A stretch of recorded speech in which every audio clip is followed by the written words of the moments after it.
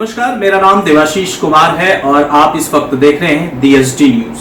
देखिए, बिहार में कोरोना का जो ग्राफ है उसकी अपडेट लगातार हम प्रतिदिन सुबह सवेरे आपको देते रहते हैं। जैसा कि आप सब जानते हैं कि कोरोना का जो ग्राफ है, जो रेट है, वो बहुत ज्यादा इस वक्त बढ़ता जा रहा है। मरने वालों की भी संख्या अब लगभग 200 से ज्यादा हो चुकी है। बिहार में इसी को लेकर के राजनीतिक भी काफी लंबे समय से शुरू है।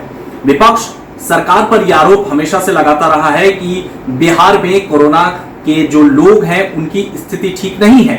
उनके चेक की जो व्यवस्था है, उनके स्वास्थ्य की जो जांच की व्यवस्था है, वो बिहार में नीतीश कुमार नहीं कर रहे हैं। लगातार तेजस्वी यादव और महागठबंधन के लोग इस पर सवाल उठाते रहे। एक बार फिर तेजस्वी यादव वीडियो जारी कर उन्होंने नीतीश कुमार के कामकाज पर एक बहुत बड़ा हमला किया है। तेजस्वी यादव ने कहा है कि कोरोना के संकट में नीतीश कुमार 130 दिन से ज्यादा अपने घर पर सोए हैं। कब जागेंगे, कब लोगों के बीच पहुंचेंगे, ये तेजस्वी यादव ने कहा है।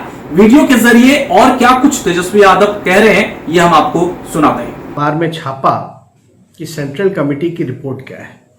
मैं चाहूंगा आप लोगों से हम बताएं कि क्या स्थिति है।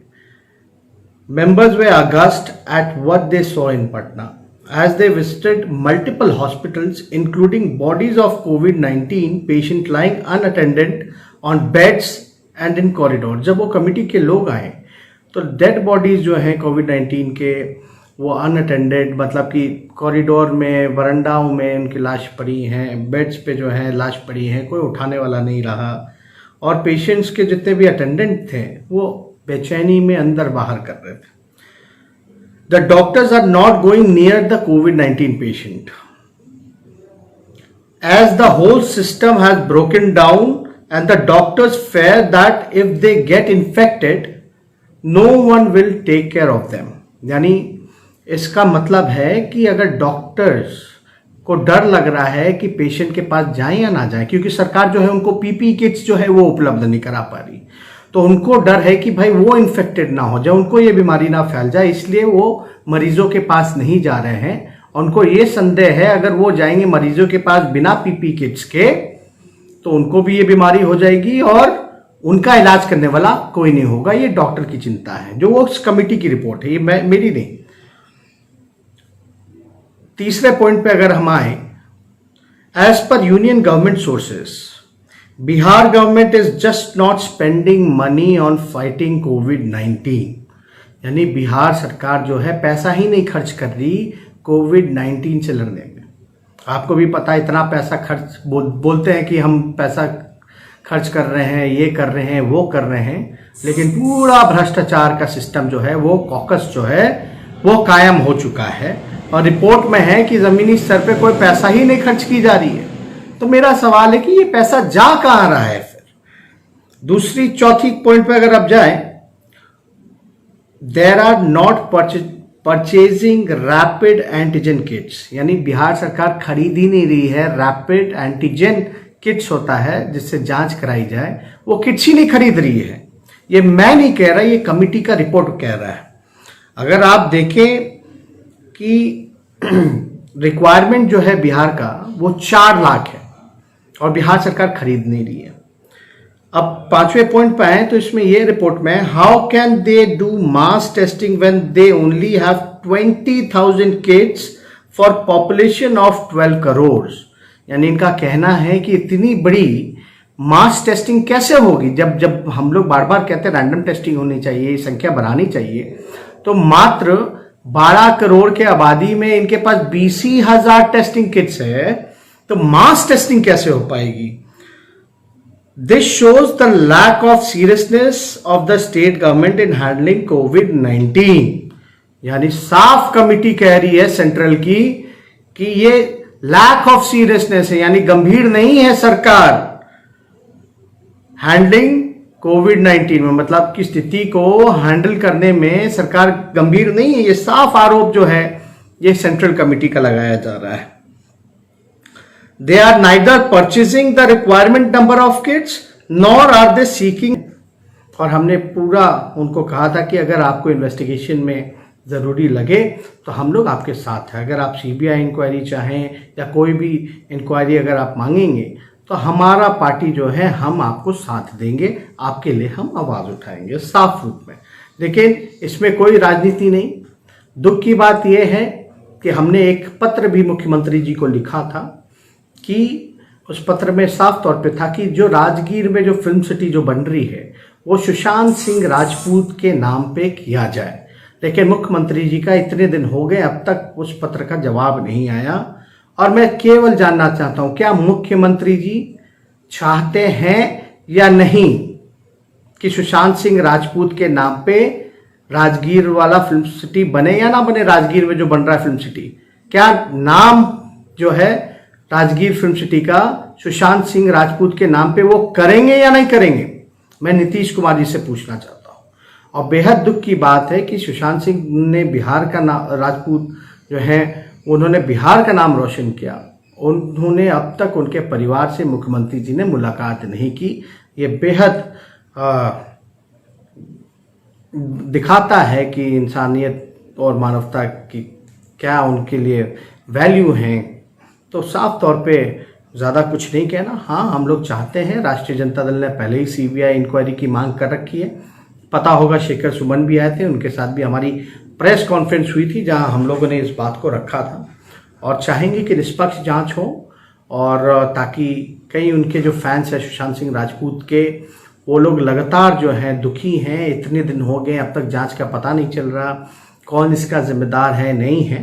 तो जल्द से जल्द जो है निष्पक्ष जांच हो, सीबीआई जांच हो और सुशांत सिंह राजपूत को न्याय मिले, उनके परिवार को न्याय मिले और जो दोषी है उनको जो है सबक मिले। इन्हीं चंद शब्दों के साथ हम सोचे ये सारी बातें जो हैं आप लोगों से मैं साझा करूंगा। आप सब लोग जो हैं बड़ी संख्या में फेसबुक लाइव में अभी जुड़े हुए हैं।